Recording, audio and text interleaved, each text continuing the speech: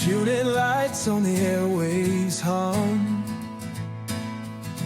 Hear the tales of where they're from. Stories whispered, not in lies. Jobs they held through changing times. Welcome to Amplify Your Signal, the podcast where we share the stories of job seekers and professionals in transition. Here we go beyond the resume to uncover the experiences, leadership, and impact that make each person unique. Every conversation is an opportunity to celebrate a career, amplify a story, and introduce remarkable talent to a community that believes great people deserve to be seen. Whether you're navigating a transition yourself or you're someone who hires, mentors, or advocates for others, I'm so glad you're here. I'm your host, Nicole Roberts. Today's guest is Chris Sprague, an executive transformation leader with decades of experience helping organizations navigate large-scale change across operations, quality, technology, and organizational development. Throughout his career, Chris has led enterprise transformation initiatives, built high-performing teams, and developed strategies that align people, processes, and technology to deliver measurable business results. Today, Chris is also pursuing his next executive leadership opportunity while building an AI-enabled leadership platform designed to make leadership development more accessible and effective, and we'll get into that. We'll explore what he's learned throughout his career, why he believes transformation begins with people, not technology, and how this chapter of his professional journey is shaping what's next. Chris, welcome to Amplify Your Signal.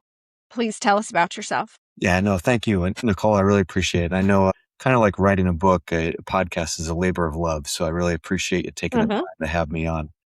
Yeah, no, as Nicole mentioned, I spent nearly 20 years in Fortune 100 companies and leading transformations of varying sizes from teams of 100 people to thousands of people. And I was very fortunate to, have those opportunities, and I learned a ton. So I think when we look at our careers, we have to think of our careers in chapters. Not that it's one ongoing chapter, but I think the chapter I'm in right now is I'm not chasing titles. I'm chasing the impact. And you think about the impact you can have and the business transformation you can lead, and also the people transformations. And if you can do that, that's a great legacy to leave.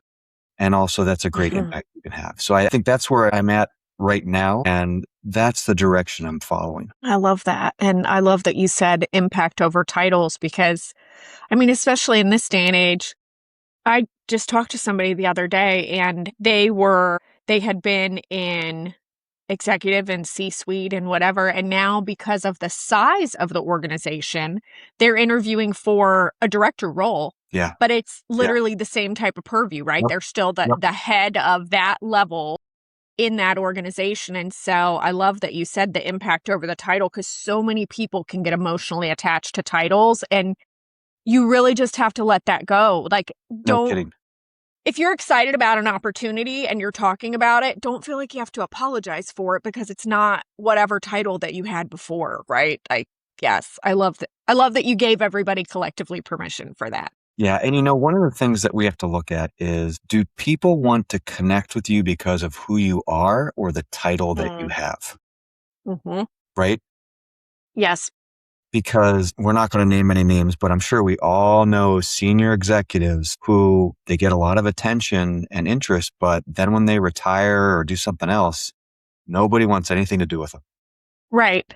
And the reality, it's because of the title, not who they are. Yes.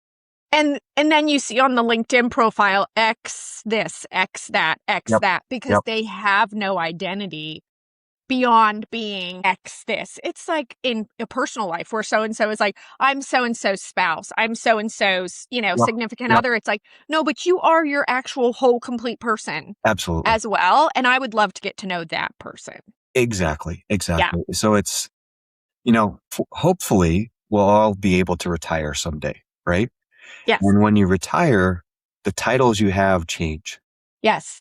And it's really about you and not the person that you were. Yes. And it's coming. But that also speaks to why some people struggle with retirement, because they no longer have the title. That's a great point. I know quite a few people who struggle with retirement. I mean, my mom is really, she's terrible. I tell her all the time she's terrible at being retired because she's always telling me like the next thing that she's doing and she's working on. And I'm like, you suck at being retired. Like, you need to sleep in. What are you doing? Because she'll be like, oh, yeah, I'm doing such and such for the church and this thing for this. And she volunteers with the not the voting registration, but actually at the polls. Do you know how early they have to be there that day? I'm like, no. I'm like, you suck at being retired. But I think it's a similar thing. She lived her whole life she's a retired nurse, and she actually taught nursing at the end of her career. And I think that she lived her entire life and career in service to others. And so in her retirement, she's like, well, what can I do then? I'm like, you can sit down and take a nap and watch some TV and do a Sudoku. Like, do something that's not always for somebody else. Although I obviously learned it from somewhere. So that's why I have 5 part-time jobs. But yeah. And I'm guilty of it too. I can't sit still. Mm-hmm. Mm-hmm. It's, it's the whole thing of, and I don't know, my family's from Nebraska, and there's just kind of this, not blue collar mentality, but it's like, okay, if there's time, I should be doing something. Yes. And I saw it. Well, it's like we have the Midwest nice, yep, right? And then we also have the I should be doing something. Exactly. Like if I'm sitting around just watching TV, that's like I'm wasting time. Or if my daughter comes home and I've been sitting, I'll almost like startle when she starts to walk in, like I should be doing something, and I'm like, you can rest. It's okay. Yeah. And I don't want to teach her that either. I don't want her to think that she needs to apologize if I walk in and she, oh my gosh, heaven's sakes that you took a minute and rested. So that's really funny. Yeah, I agree with that. So throughout your career, you have helped organizations navigate change. I personally love that. It's one of my favorite things to do with organizations as well. What is one transformation, whether personal or professional, that changed the way that you lead? It wasn't one of the first ones, but I had the opportunity to lead the transformation of a call center. It was a patient affordability call center. So what it was is patients call in concerned about the affordability of their medication. And no patient calls in expressing how happy they are about what they're paying. So these are tough calls to begin with, right? And it was an organization that was underperforming, over budget, and the culture scores were in the toilet. So what I found was that to do this, so obviously it was to improve in performance, get the budget under control, improve the culture. But to do that, what we found was you got to talk to as many people as possible and really understand the situation you have. And so, and it sounds strange, but over the course of a couple years, I did one-on-ones with everybody in the organization. And we also set up an approach where we weren't going to just focus on our high performers. We were working to elevate everybody. And I know, and that kind of speaks to what we're doing within Luma, but if you take that approach, that's how you transform an organization. It's not about if I focus solely on the high performers and low performers and get those folks. You got to think about everybody. Understand their situation. What are they going through? And then the other piece that came out of that was I realized that people want to be part of a winning team. Uh-huh. And even if you think that they're there just to collect a paycheck, they still want to go home at the end of the day and say, you know what? We're doing some great things. It's going in the right direction. I'm happy to be there. So what comes from that is they then have good ideas. Good ideas will come from throughout the organization. And it's how do you harvest and prioritize those ideas to really help the transformation be successful? Because ultimately with transformations, it's not the top line piece that is the most challenging. It's how do you impact the day to day of the people doing the work every day? Yes. So, and I know that's something that may come up later, but it's just fundamentally, you have to look at transformations as if it's a call center, if it's sales group, whatever, the people doing those jobs every day, their work is going to change. So Yes. how do you do it in a way that is least disruptive, but also maximizes the opportunity? And if you can do that, that is really going to set you up for success. It's going to be a little bit more tedious, but you're also bringing everybody along for the ride. So important. So important. I'm really excited for our conversation. Yeah. So during our prep conversation, something really resonated with me. So you shared that while consulting taught you a great deal, it also helped you realize what you enjoy most isn't just kind of helping organizations get started. You wanted to stay through the messy middle and the transformation, right? You wanted to stay through that messy middle and see the transformation all the way to the finish line. Tell us more about that realization. You know, what I've been doing for the last 18 months or so is helping companies define strategic priorities to build multi-year plans, working with leadership teams to improve how they lead peers, people, organization.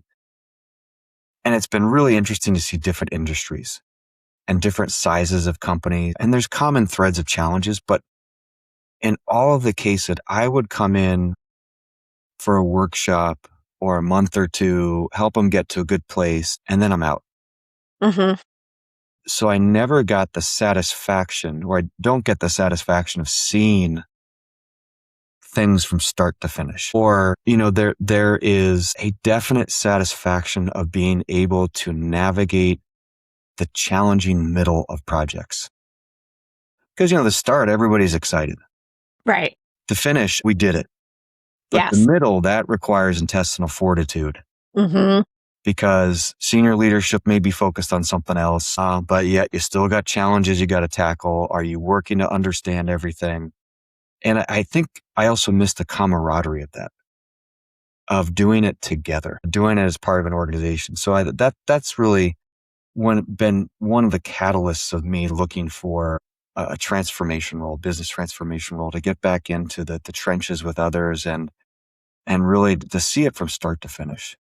Well, and to your point, I mean, the middle is hard, right? And sometimes that's where people stall. I mean, they'll just abandon the project completely. And it's like, oh no, we're just in the middle. It's not done. No. We're not just not seeing it change. We're in the middle. This is where we are embedding this new process into the DNA of the organization. And we're really changing behaviors, and we're not trying to reinvent the wheel, and we're trying to use our existing processes. We didn't have a failed launch. We're still in the middle. Like, this is still happening. And if people also don't think that it's a process of continuous improvement as well, then they're just kidding themselves, right? I mean, you're actually never done. But yeah, I've seen so many initiatives that are just abandoned because I've been talking about this a lot in my analyst work. Every organization thinks that they have implemented something when what they've actually done is the go live, and the change management didn't happen, right? And then you'll hear them and they'll say, oh, well, we did that. It's like, check the box, right? Oh, well, we did that. And then it didn't last, or it wasn't right for our organization, or it wasn't. It's like, well, then you didn't either do enough work in the front to make sure that you were ready for it and properly communicate and set the stage and, you know, all of that. Or you went live, thought you implemented, and you were actually just in the middle. Yeah, I've seen it so many times. You know, the analogy I like to use is people don't like to be hit by the change bus. They like to be a passenger, or maybe even a short-term driver of the change bus. And how many times we like, to your point, Nicole, we launched this new system. I saw one system launch when I was working on an integration, and they never really integrated or talked to the users. They also looked at only the common processes. So they didn't do the unusual stuff. And guess what? It didn't go well. No. Did not go well. So then we had to re-engineer, redesign the platform for a successful later launch where we did integrate feedback. We looked at those strange situations because it's that 1% of the time process that'll come back to bite you. That'll completely destroy your system and everything. Like, oh, we didn't think about it. And you can't think about everything, but how do you think about those things that are going to really disrupt what you're doing? Right. But yeah, no, absolutely. If it's a box checking exercise, it's not going to be successful. Well, and thinking about, like you mentioned, it could be 1%, but if it's 1% that is going to have like this level of impact, Absolutely. you're going to need to plan for that. Like, it doesn't matter how frequently that you do it. It's a big deal impact. So it's not just how frequently does this problem or this issue or this, process come up, but what's the impact to the organization and to being able to achieve the strategic objectives of the organization. 100%. 100%. Yeah, no, absolutely. You said that transformation isn't a tech problem, it's a leadership behavior problem. Yep. Say more about that. Yeah, and Nicole, this is kind of an extension of your last comment around if it's a checkbox. Mm-hmm. So the first piece from a leadership perspective is the reason for doing the transformation clear, and do people know it? Because the worst thing is, we're going to implement this system that's going to go live in 2 months. Well, why are we doing that? Nobody knows. Right. But if it's, we see an opportunity, we're going to leverage AI to really improve workflows, and we think that this tool could help a lot of people, and this is why we're doing it. Okay, I can get behind that.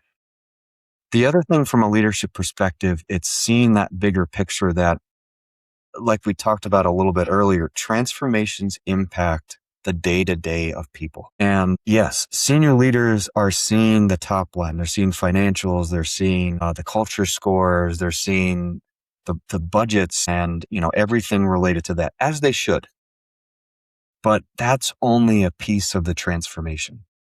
To have the biggest financial impact, you need to think about how do you prepare the end users and understand the degree of impact they're experiencing. And so it really gets into leadership, because the technology should be an enabler of the strategy and the vision of where they want to.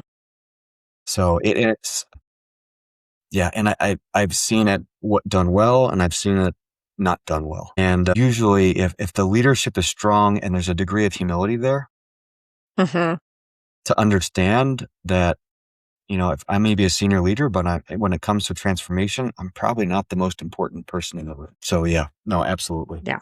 Yeah. Well, and I think, I teach change management for HR with HCI. And one thing that we always talk about is make sure that you have the support of executive leadership, and make sure that they are aware that they're going to be trained first, because they have to set the example. I can't tell you, and you've probably had it as well. You'll do a new performance management process, or you'll do something new in the organization, and for some reason, the C-suite thinks they're exempt from it.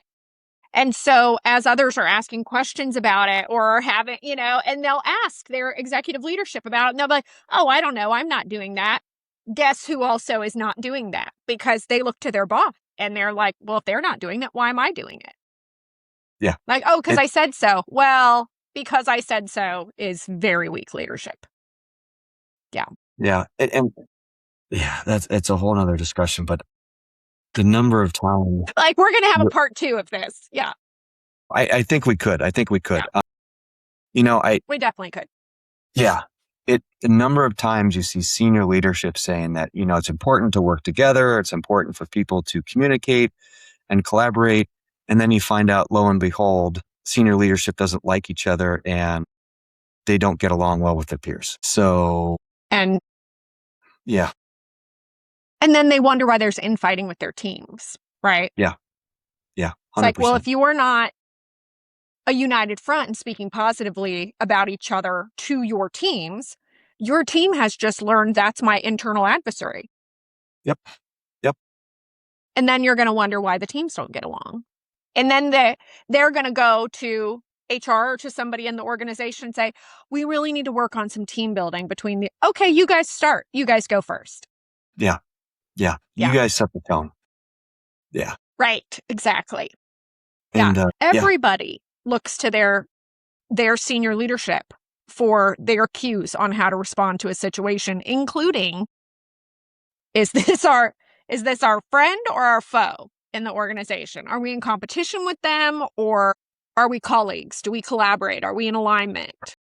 Are we Yeah. competing for resources? All of those cues, whether explicitly or implicitly stated, all of that comes from. That's why leaders are so incredibly important, which gets into our excellent segue into Yeah. our next topic. Yeah. So organizations invest significant time and money into leadership development. We just talked about how important leaders are, right? Yet many leaders continue struggling with the same behaviors. What's missing? What is missing from your perspective in the way that we've traditionally approached leadership development? I think you look at what you measure. So I can think about my personal experiences. It's how many hours of training did people go through? How many courses did they complete? And then it's what was the satisfaction for the courses that were completed? It's never what behaviors changed and was their business impact. Now, to be fair, I think historically we have really relied on people heavily to get things done. So it's courses facilitated by people, workshops facilitated by people, kind of the read and understand or read and forget training. Yes. None of it is really enabling behavior change. So then how do we raise our expectations and say, you know what? We're going to measure. If you go to that course, we're going to see what is your commitment to behavior change? What's the business impact you want to see? And then we're going to measure that. And if you do that, that's where it really changes, because then it's not about, I had the opportunity to interview Bill Rothwell. He's a professor out of Penn State. And he said, the problem with training today is it's like edutainment, because you go to a course and you take these, what is probably a great experience, but you don't actually learn anything from it, and you don't change your behaviors. It doesn't make you a better person. Because I experience this, and I hear this from countless people. They say, you know what? I took this workshop. It was really expensive. It was fun. I enjoyed it. And I got these 1 or 2 nuggets out of it. And then I got back to my job, and 10 days later, nothing happened. It happens all the time. It does. All the time. Or kind of along the leadership front, we need to stop thinking that if we put people through a 1 or 2 hour training, that it's going to fix all their problems. It will not fix any problem. I remember there was leadership courses that I was put through in previous roles, and you had 40, 50 people on a hour training. And how many behaviors do you think changed out of that? 0. There were some great discussions. Nobody changed because it wasn't the expectation and it wasn't measured. Right. So if we measure, and I think we have to be careful when we measure behavior change, we can't do self-assessments, because one of 2 things typically happen with self-assessments. I rate myself too high or too low. Yes. It's not accurate. Right. So if I'm working to be better under pressure with peers, I need to ask peers, did they notice a behavior change? And was there a noticeable business impact? Yes. Not me. We have to ask them. And that's where I think now with AI and technology, we have the capabilities to do this at scale, whereas before we didn't have the opportunity. And, how can we do that? So it's really about what we measure, and that also then ties to our expectations of the impact. So I think we have a huge opportunity ahead of us. But yeah, no, that's where I think we've really struggled is what we measure also ties to our expectations of the impact. Absolutely. Yeah. Well, and to your point, are we measuring it? And do we even know what is the priority of what we should be covering in our leadership training for our org? Like, do we understand our people well enough, right? Do we understand the actual changes and challenges in our organization well enough? And also, have we gotten really clear on what our values are, how we want to operationalize those values? Like, if we say integrity is a value of ours, But yet everybody in the company knows that so-and-so, who is a toxic producer, operates with zero integrity. Guess what? Now that's not a value anymore. Correct. Because Correct. it's the do as I say, not as I do, right? And we tell people exactly what our values are based on our behavior. Yeah. Yeah. And nobody's going to pay any attention to a training that you put together that talks about integrity if they know that this is just an exercise, Yeah. right? Yeah. And in public companies, there is a silent master that nobody wants to talk about, and that's the shareholders. And the reason I bring that up is seeing companies stress culture, culture, culture, but then they'll do things that clearly it's shareholder, shareholder, shareholder. Mm-hmm. And just be honest. Yes. Just be open and say, hey, Yes. we've got a commitment to Wall Street. We need to do this. Right. And people can understand that. But if you say that culture is really critical, but then people can't hire a contractor for $20,000 Mm-hmm. or, all team building activities are cut. Right. That's tough. That's really, Mm-hmm. because it's like, to your point, it's do as I say, not as I do. Right. Well, and did you create the environment where if you're operating that way, that somebody does feel safe to speak up and say, hey, just so Right. you know, Yeah. I know that you said that these are the values, but the way that you're behaving is not in alignment with that. Yeah. And so, that psychological safety is so incredibly important. So critical. Why is psychological safety so important to a successful transformation? Based on what you've seen. Yeah. So, and it goes back to, say it's a call center, or maybe you're doing, I had the opportunity to lead a large SAP when AbbVie split from Abbott, and thousands of people were impacted by what we were doing. But you need people to speak up. Yes. To say, I understand that we're doing this, but this process is not going to work. Because if you don't have that psychological safety, you are embracing at best mediocrity. Uh-huh. Because the tone you're setting is, I don't care about your day to day. I don't care about your challenges. Just do what I say. We're going to hit this deadline. It's going to be great. But you need people to speak up and say, you know what? This isn't a good idea. Yes. I'll never forget, I had a team lead during the call center piece, and we were hiring a manager. And I was telling her that, the team lead was asking me, so where are you looking? And I said, well, we've got some candidates. And she said, Chris, that's a bad idea. And she said, you need to go external, because the people that you're thinking about don't have the experience and knowledge that we really need. And at first I'm like, holy shnikes. Yeah. Don't pull any punches. But then I said, no, her name's Jane. She's fantastic. I said, Jane, thank you. Yeah. Thank you for that feedback. And I said, I'm very flattered that you feel comfortable enough to come to the director and say that's a bad idea. Yeah. And you know that I'm not going to rip your head off.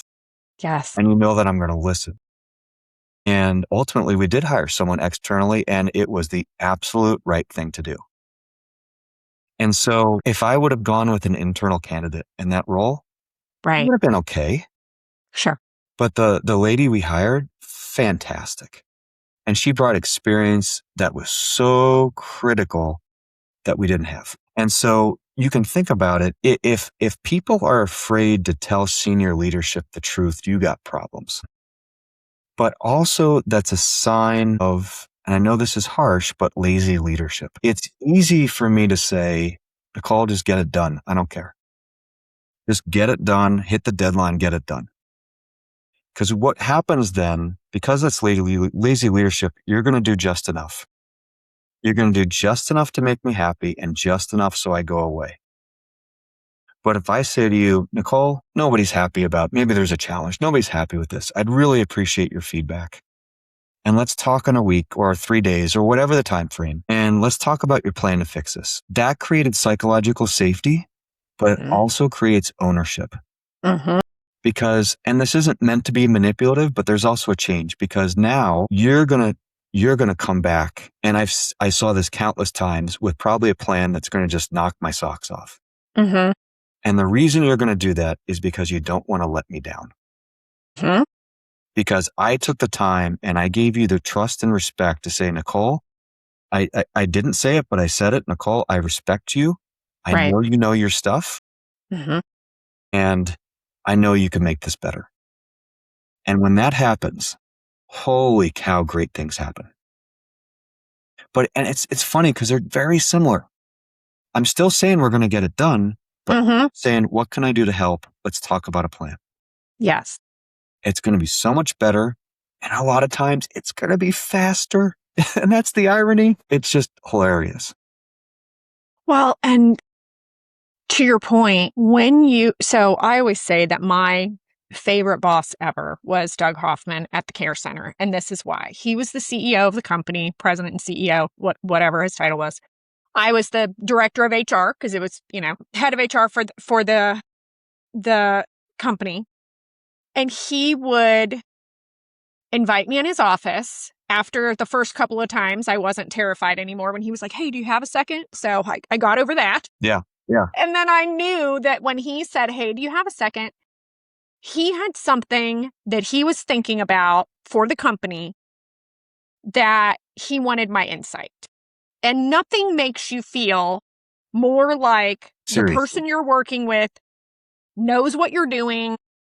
Because I always say when I coach HR professionals, I'm always say you can judge your level of influence and the level of respect for HR based on when you get brought into a conversation.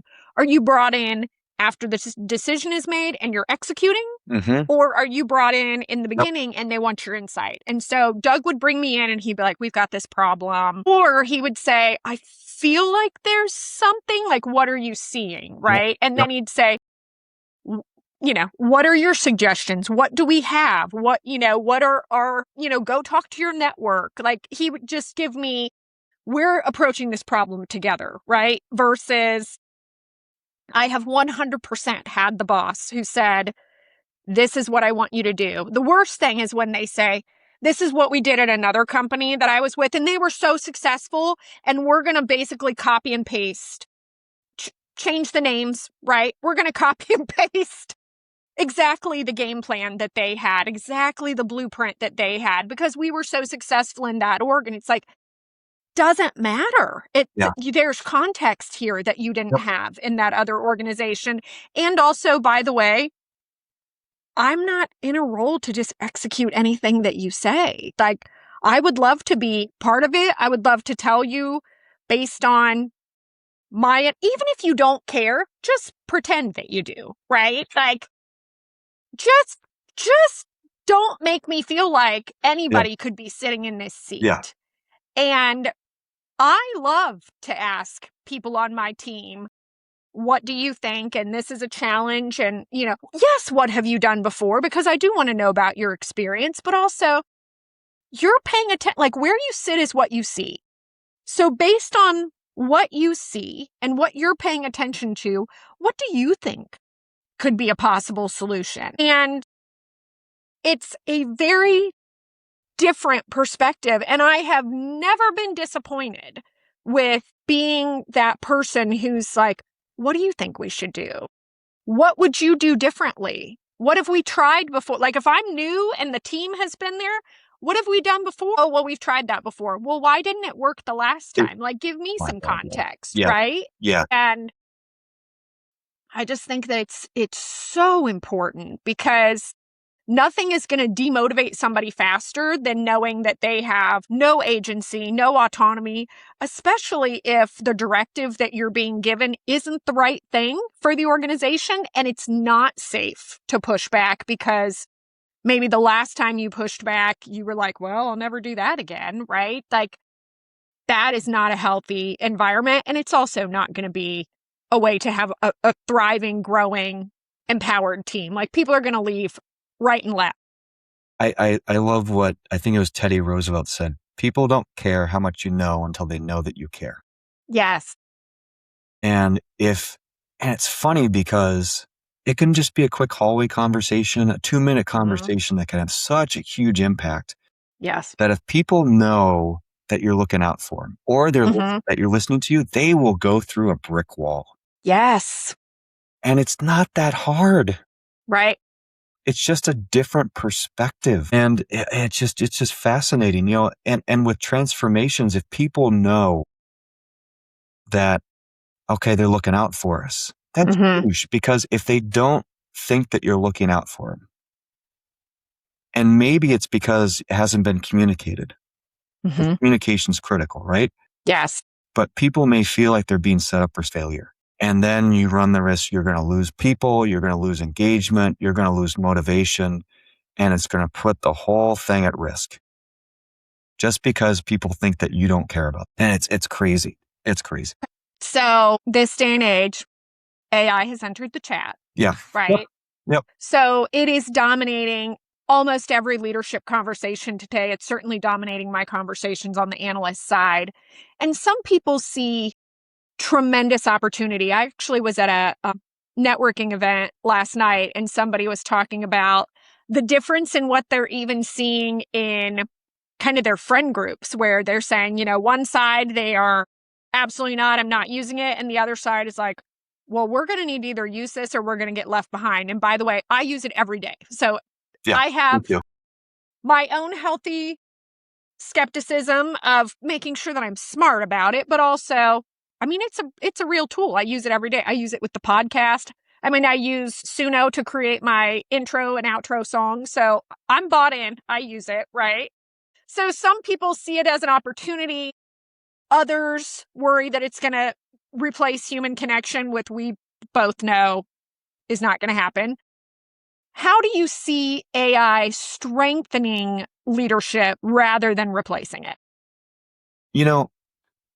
It goes back to, I think there's a question I have been just obsessed with recently. And it's not, how can we use AI to automate, streamline? How can we AI transform?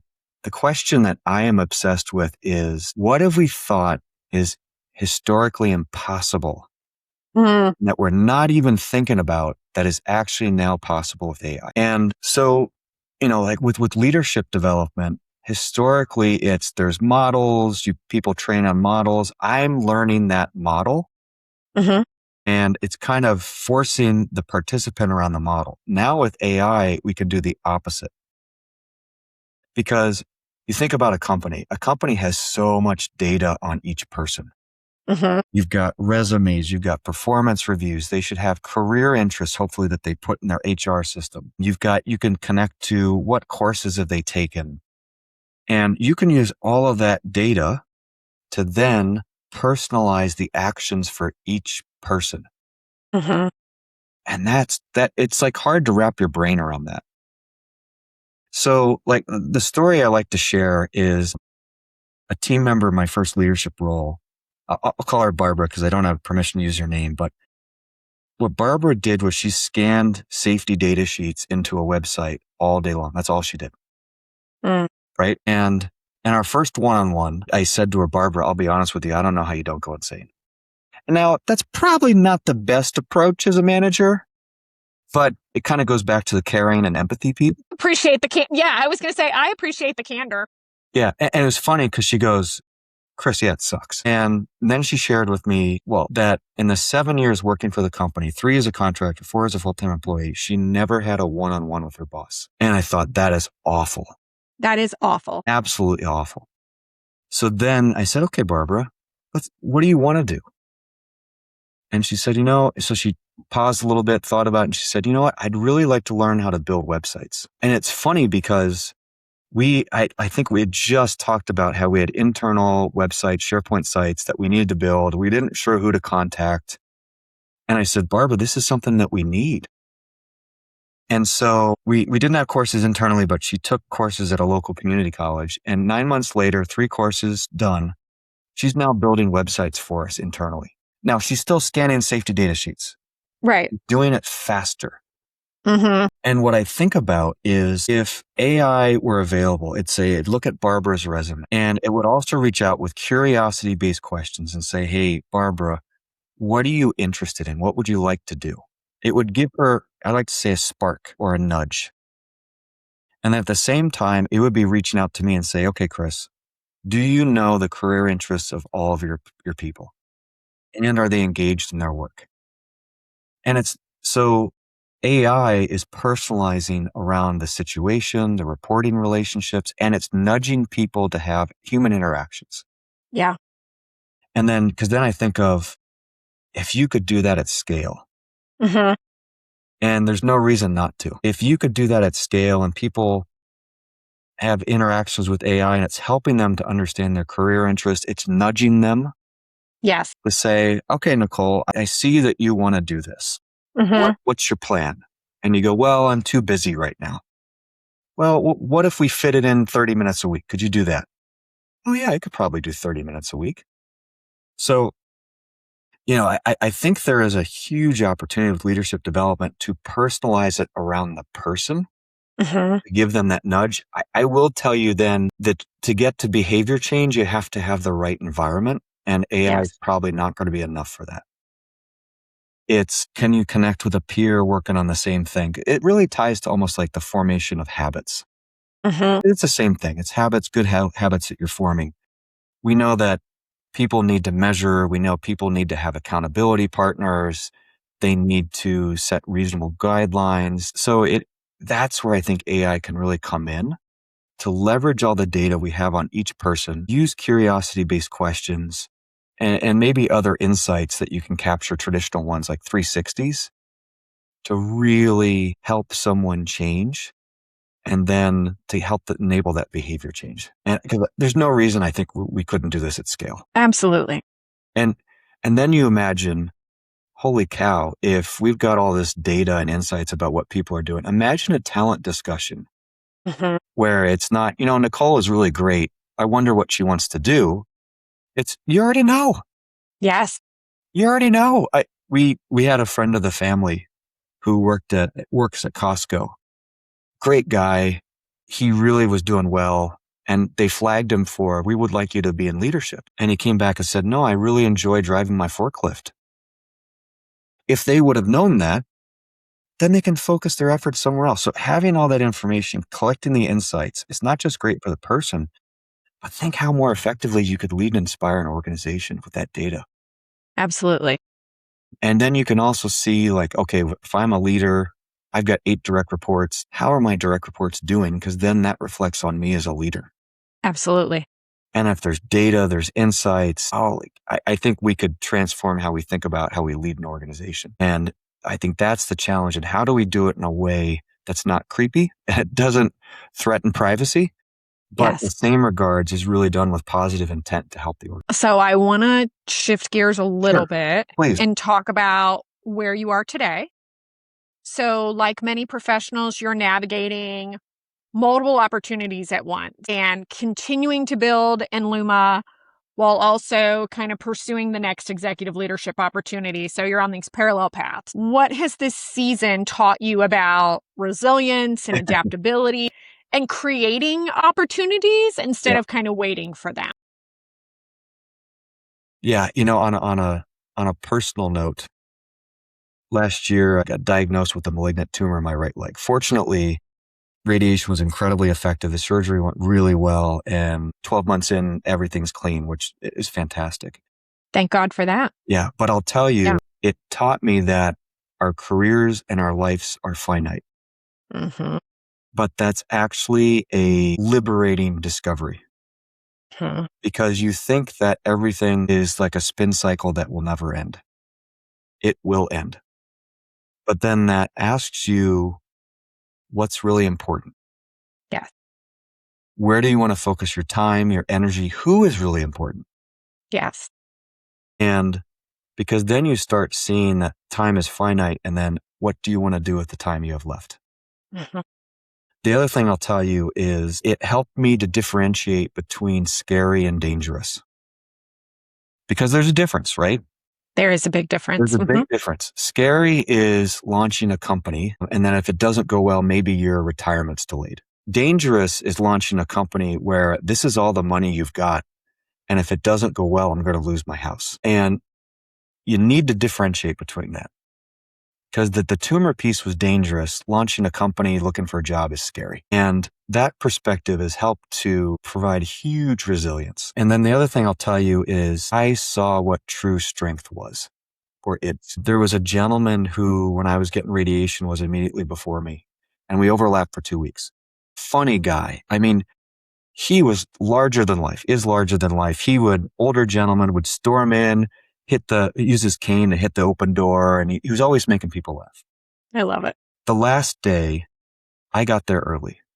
And I don't know why I got there early, but he was running late. So I'm talking to him, and we're saying how great the treatment staff was. And then he turns to me and says, Chris, I've got throat cancer and I've got leukemia.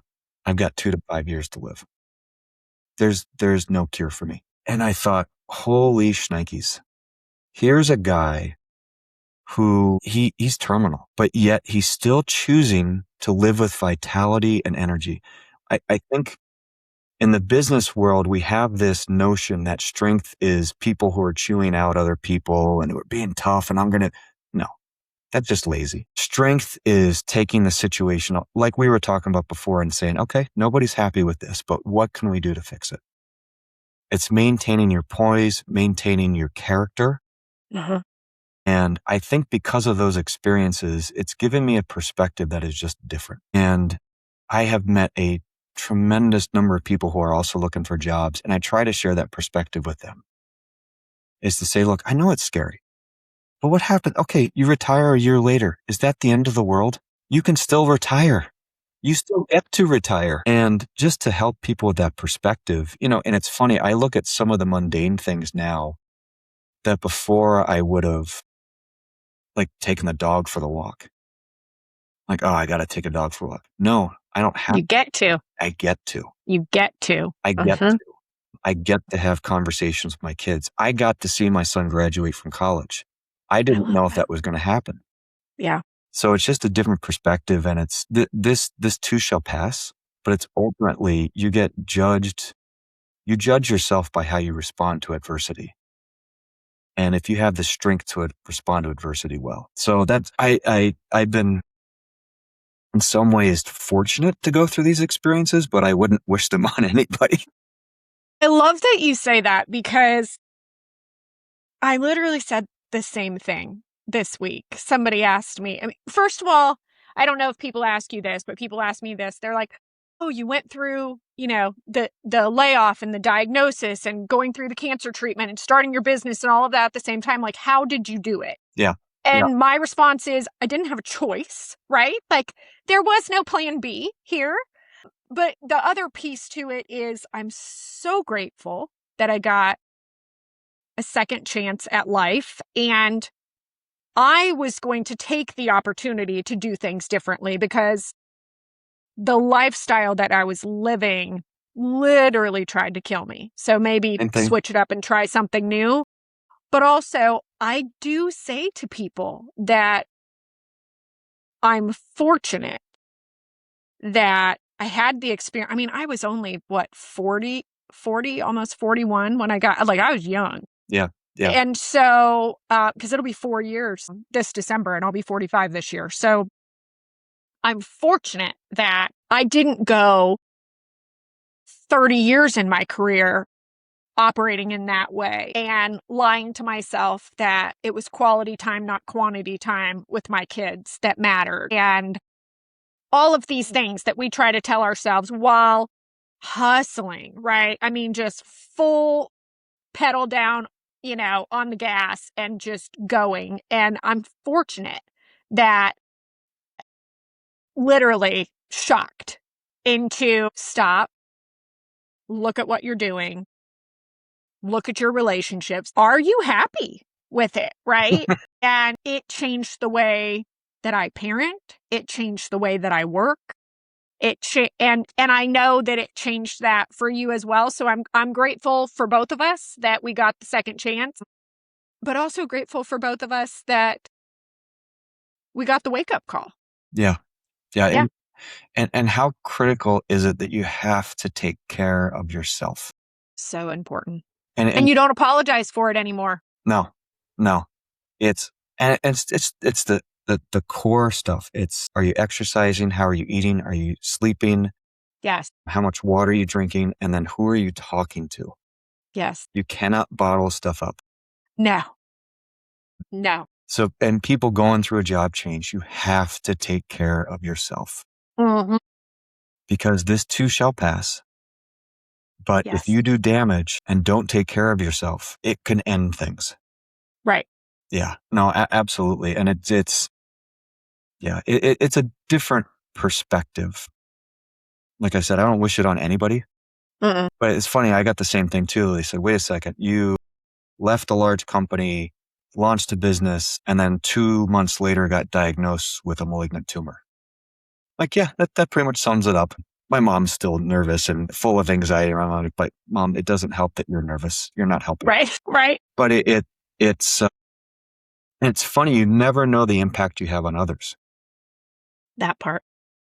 I just talked to a friend at our church and their daughter's fantastic, really courageous middle schooler. And I sent her a note and she came back and said, Chris, you have to realize that you've been a model of strength for our family.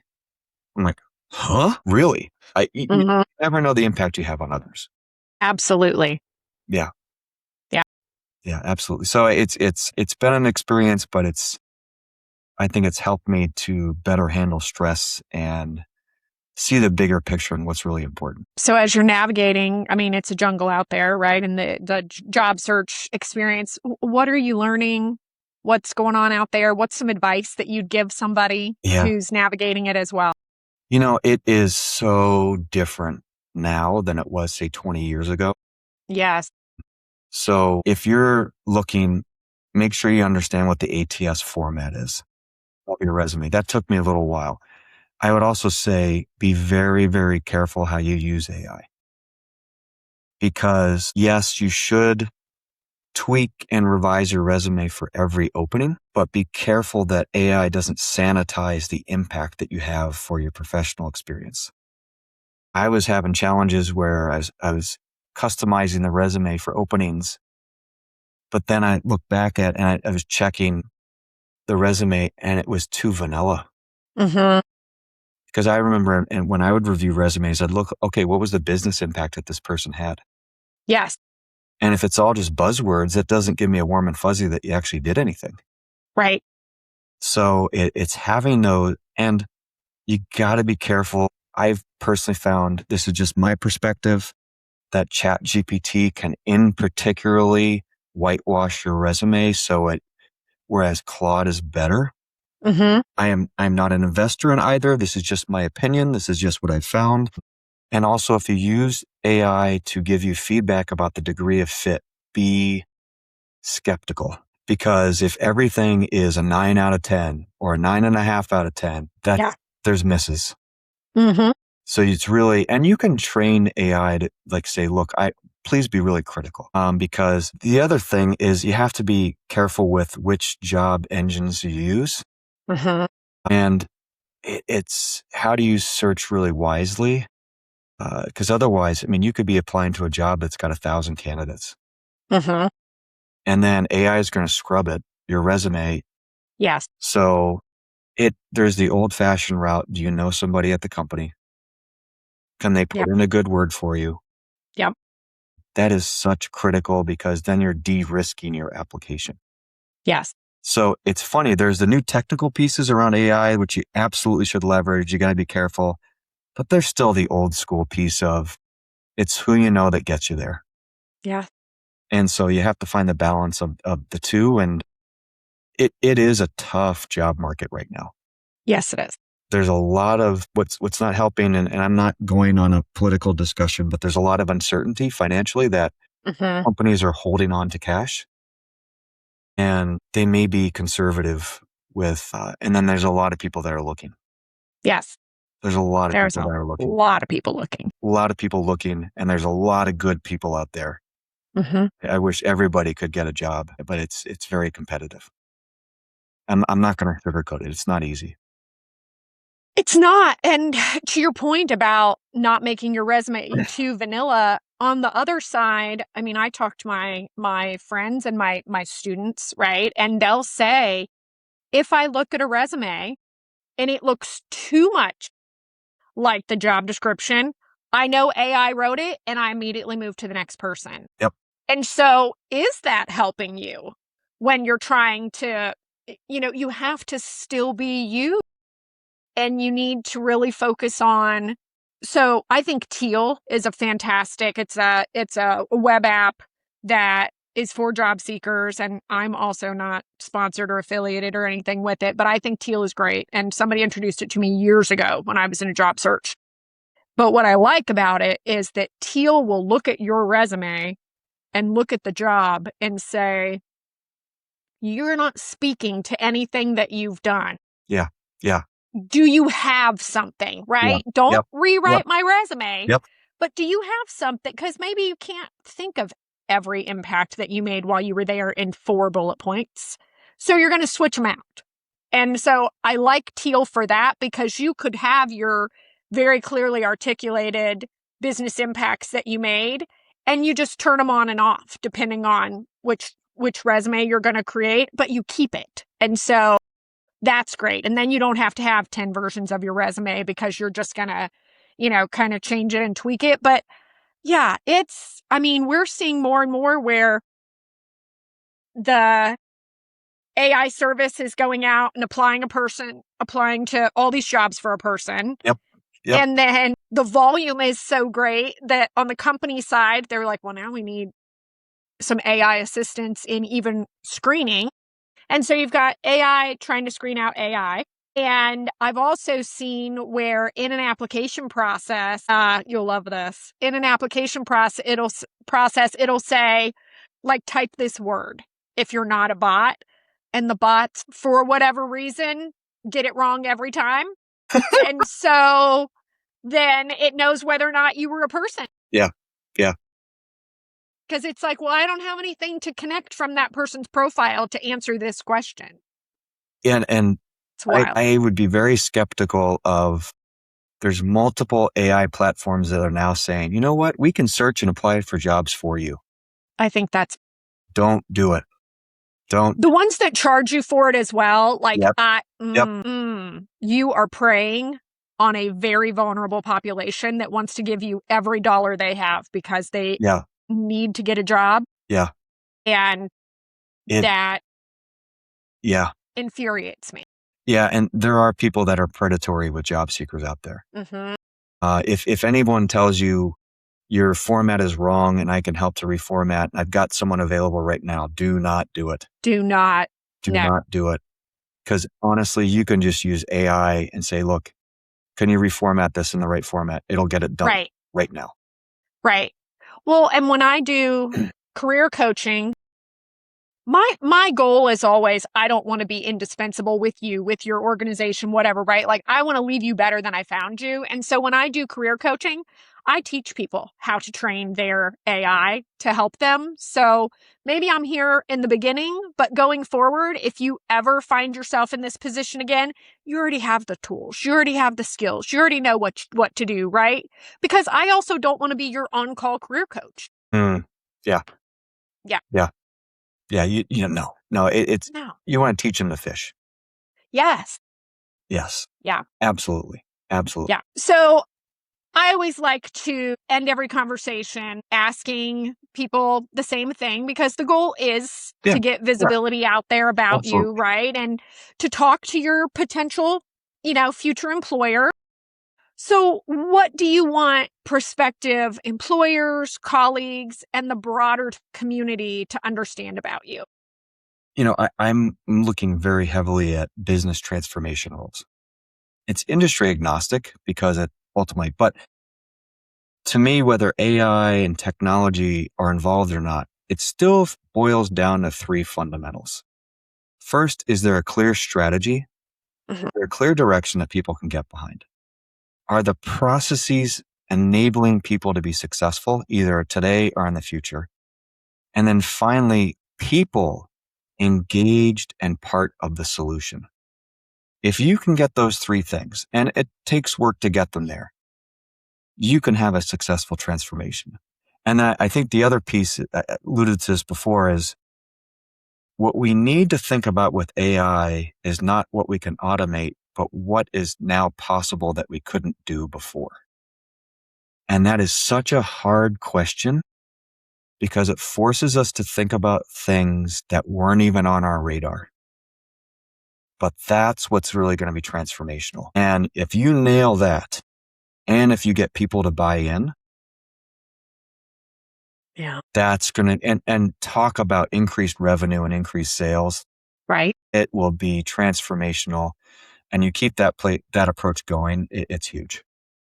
Yeah, I agree. Thank you so much for joining me today. I enjoyed our conversation. We definitely could do a part 2. Maybe we will. I appreciate you sharing your expertise and also your journey with us. And so for those listening, if Chris's perspective resonated with you, I encourage you to connect with him on LinkedIn. We'll give all of his links and connections in the show notes, and follow his journey. If your organization is looking for an experienced transformational leader who understands how to lead through that transformation and with people and culture and strategy, then I hope today's conversation inspires you to reach out to Chris. And join us next time as we amplify voices, elevate stories, and support one another, one episode at a time. Yeah, thanks a lot, Nicole. Thank you. Pages blank, but hearts alive. Through their journeys, they still strive. Tales of passion, grit, and grace. Every journey